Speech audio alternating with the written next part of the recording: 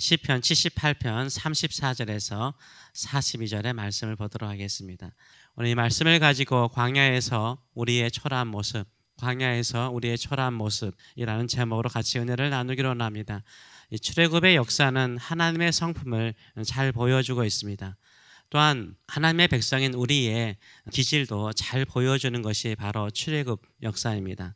우리의 기질은 어떻습니까? 우리의 기질은 반복적인 불신앙의 기질을 가지고 있습니다. 그러나 하나님의 성품은 어떻습니까? 화를 내시면서도 우리를 긍휼히 여기시는, 우리에게 자비를 베푸시는, 우리에게 신실하신 하나님의 성품을 출애굽의 역사는 잘 보여주고 있습니다. 광야에서 이스라엘 백성들이 범죄하면서 젊은 사람들이 죽어가자 사람들이 제정신을 차린 것처럼 보입니다. 그래서 간절히 하나님을 찾습니다. 하나님만이 나의 반석이십니다. 하나님이 나의 지존자이십니다. 창조주이십니다. 하나님만이 나의 리디머, 나의 구원자이십니다. 구속자이십니다. 이런 마음을 가지고 하나님을 찾습니다. 그런데 이런 고백이나 간구가 진실하였을까요? 지금 당장 죽게 되었으니까 이 위기를 모면하기 위해서, 이 위기에서 벗어나기 위해서 한 아첨은 아니었을까요? 광야에 있었던 이스라엘 백성들은 큰 위기를 만날 때마다 살아남기 위해서 이렇게 하나님께 아첨을 하면서 하나님을 믿는 척했습니다. 진심이 아니었어요. 정함이 없었어요. 한번 하고 난 다음에 위기를 벗어나면 다시 하나님을 떠났어요. 또 힘들고 어려우면 아첨하듯이 하나님은 나의 하나님이십니다. 나의 구원자이십니다. 이런 마음으로 찾아왔던 것입니다. 이것을 34절에서 36절은 이렇게 표현하고 있습니다. 하나님이 그들을 죽이실 때, 그들의 이웃들을 죽이실 때, 범죄로 죽이실 때 그들이 그에게 구하며 돌이켜 하나님을 간절히 찾았고, 하나님이 그들의 반석이시며 지존하신 하나님이 그들의 구속자이심을 기억하였도다라고 말해요. 그러나 그들이 입으로 그에게 아첨하며 자기 혀로 그에게 거짓을 말했대요. 하나님께서 이거 모르실까요? 사람들의 속마음을 꿰뚫어 보시는 하나님께서 왜 모르시겠습니까? 지금 당장 어렵고 힘들고 죽게 되었으니까 하나님을 믿는 척하며 간절히 찾는 그들의 외식을 왜 모르겠습니까? 그들의 하는 말이 진심이 아니고 살아남기 위해서 거짓으로 아첨하는 것을 다 아시죠? 37절은 이렇게 말하고 있습니다. 이는 하나님을 향하는 그들의 마음이 정함이 없으며 그의 언약에 성실하지 아니하였음이로다. 그럼에도 불구하고 하나님은 이들에게 뭐 하십니까? 긍휼을 베푸세요. 자비를 베풀어 주세요. 한마디로 말해서 뭐 합니까? 하나님이요, 속아주세요. 이게 하나님의 사랑이에요. 속아주세요. 우리가 신실하지 않고 우리가 거짓말하는 걸 알아요. 우리가 아첨하는 거 알아요. 기도할 때 우리가 아첨하듯이 막 하나님을 간절히 찾는 거 알아요. 그래도 속아주세요. 지금 당장 이 위기를 모면하기 위해서 간절히 하나님을 찾고 있는 것도 알아요. 언젠가는 다시 하나님을 떠나가고 반역할 것도 하나님이 아세요.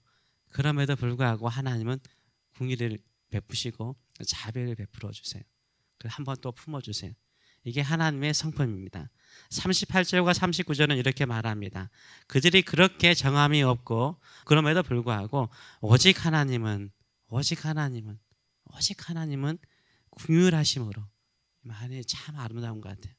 그럼에도 불구하고 하나님은 긍휼하심으로 죄를 덮어주시어 멸망시키지 아니하시고 그의 진노를 여러 번 돌이키시며 그의 모든 분을 다 쏟아내지 아니하셨으니 그들은 육체이며 가고 다시 돌아오지 못하는 바람임을 기억하셨습니다 라고 말하고 있어요. 하나님께서 그 진노를 돌이키사 잠시 좀 혼내시고요, 용서해 주세요. 자비를 베푸시고 도와주시고 구원하신다라고 말하고 있어요. 이런 하나님의 자비로운 성품을 이스라엘 백성들이 깨닫고, 내가 이렇게 반복적으로 이렇게 함에도 불구하고 나를 품어주시고 도와주신 하나님을 향하여서 더 신실하게 하나님을 사랑하고 의지할까요? 아니라는 것을 말하고 있어요. 또 반복적으로 또 하나님을 시험하고요, 하나님의 전능하신 능력을 또 시험하고 하나님을 진노하게 만들어요. 하나님을 분노하게 만들 뿐만 아니라 또 하나님을 슬프게 한다라고 말하고 있어요. 40절에서 41절의 말씀을 보게 되면 그들이 광야에서 그에게 반항하며 사막에서 그를 슬프게 함이 몇 번이던가. 얼마나 하나님의 마음을 슬프게 하였는지.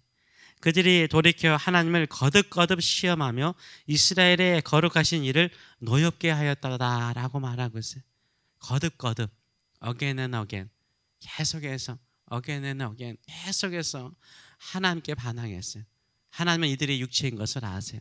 우리가 티끌인 것을 아시는 거예요. 연약한 것을 알아요. 한번 가면 다시 그 바람에 돌아오지 않아요. 한번 거기에서 하나님의 은혜를 경험하고 하나님의 도우심을 경험하고 하나님을 찬송했던 그 입술이요, 다시 돌아오지 않아요. 잊어버려요. 바람처럼 잊어버려요.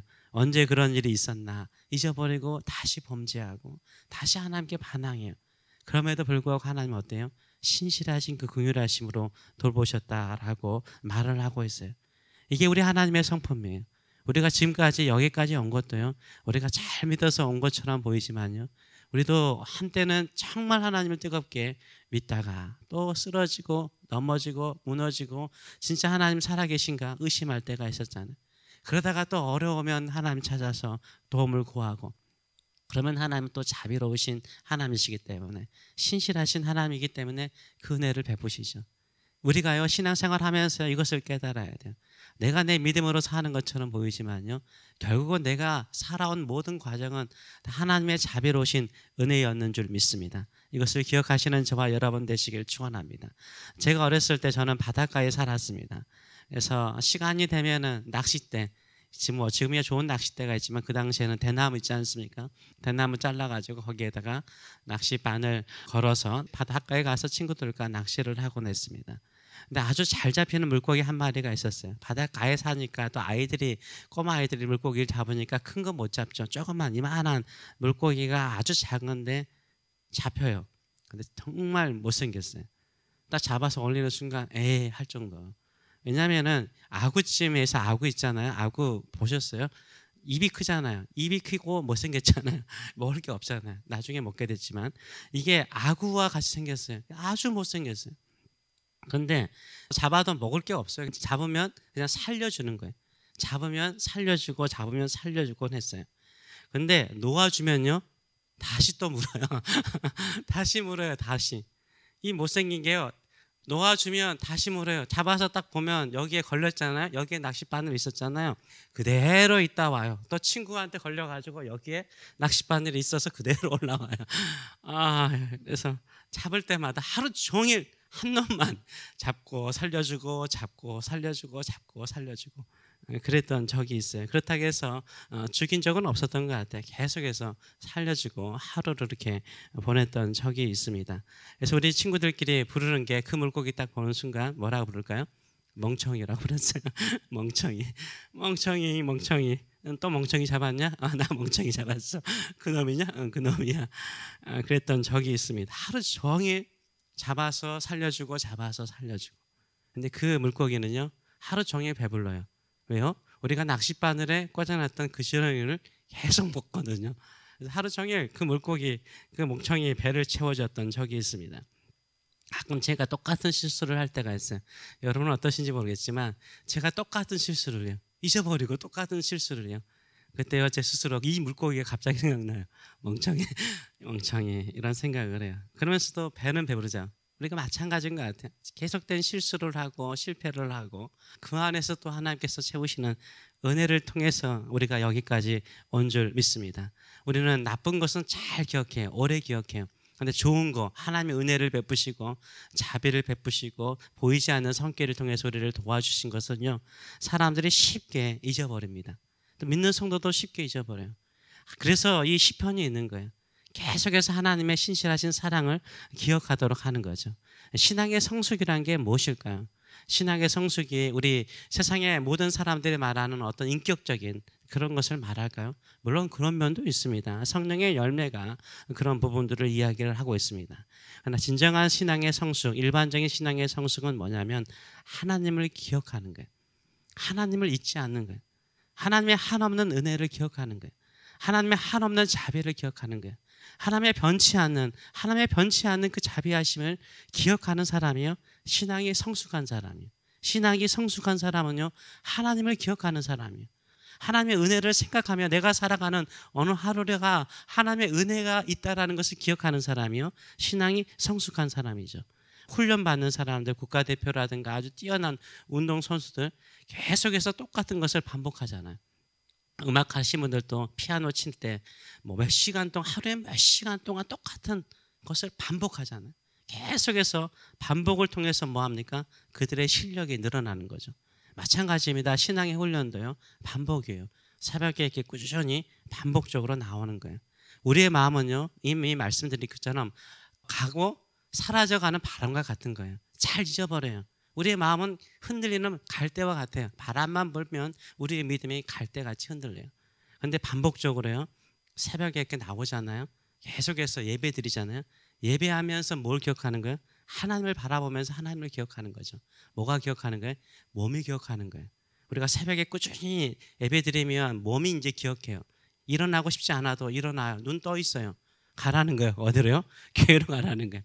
그래서 예배를 드리면서 찬양을 하면서 다시 하나님을 바라보고, 하나님이 나에게 자비를 베푸시고 십자가를 통해서 베푸신 그 은혜를 기억하는 거예요. 다시 오늘 하루도 살아갈 힘이 생기는 거예요. 능력이 생기는 거예요. 소망이 생기는 거예요. 목표가 생기는 거예요. 이게 우리의 믿음인 줄 믿습니다. 이런 모습을 통해서 하나님께 영광을 돌리시는 저와 여러분 되시길 축원합니다. 이렇게 갈팡질팡하면서도 끊임없이 하나님을 찾는 자들에게 하나님은 자비를 베푸시고 긍휼을 베푸실 뿐만 아니라 기억하실 줄 믿습니다. 기억하셔서 우리를 쓰실 줄 믿습니다. 이런 믿음을 가지고 주께 나가시는 저와 여러분 되시길 축원합니다. 기도하겠습니다. 살아계신 하나님 아버지, 은혜를 감사드립니다. 우리가 광야에 살았던 이스라엘 백성들보다 더 나았다라고 말할 수 없습니다. 우리도 제가 말하는 이 물고기 멍청이처럼 계속 반복적으로 시험에 빠지고 또 넘어지기도 하고 또 세상의 욕심에 끌려갈 때도 많습니다. 그럼에도 불구하고 하나님은 자비를 베푸셔서 끄집어내 주시고 건져주시고 구원하여 주시고 또 필요한 것을 채워주시고 은혜 베푸신 것 늘 우리가 잊지 않기를 원합니다. 예배를 드릴 때마다, 기도할 때마다 한없이 진실하시고 성실하시고 자비 베푸시는 하나님의 그 사랑과 은혜를 늘 기억하며 주님만을 섬기고 의지하며 살아가는 저희들의 삶들 낼 수 있도록 축복하여 주시옵소서. 새벽을 깨우는 주의 사랑하는 백성들 늘 기억하셔서 우리는 주님 없이는 살아갈 수 없습니다. 그리고 이렇게 기도하고 또 일상으로 돌아가면 흔들릴 때가 참 많습니다. 그때도 자비를 베푸셔서 우리가 육체인 것을 기억하시고 연약한 것을 기억하시되 늘 주를 찾고자 하는 마음도 기억하시고 구하는 우리의 믿음도 기억하사 더 크신 은혜 베풀어 주시옵소서. 더 크신 은총 베풀어 주시옵소서. 늘 주님 기억하며 사는 인생 되게 하여 주시옵소서. 예수님의 이름으로 기도하옵나이다.